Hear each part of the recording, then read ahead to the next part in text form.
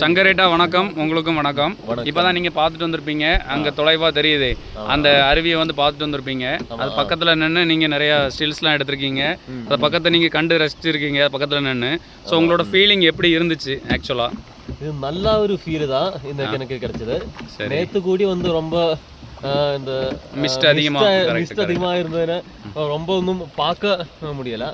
ஆனால் இன்னைக்கு வந்து நல்லா இருந்தது. எல்லாமே காடெல்லாம் பார்த்து தான் நம்ம போட்டிங்கில் போயிட்டே இருந்தது.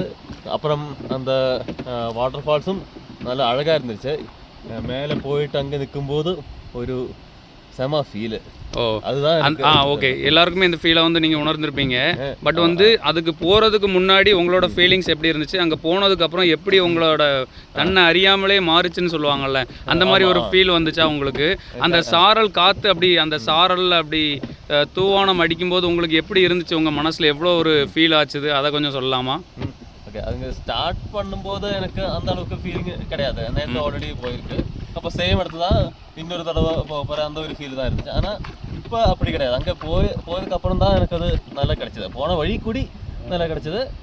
அங்கே வந்து வெள்ளம் அடிச்சுட்டே இருக்கும்போது நம்ம ആ ഒരു മുഖത്തിൽ എല്ലാം ആ ഒരു സ്പ്രേ മാതിരി നല്ലായിരുന്നത്. അത് சொல்ல முடியாத இன்பம் தான். அந்த உணர்ச்சியை வந்து நம்மளால சொல்ல முடியாது. மகிழ்ச்சி.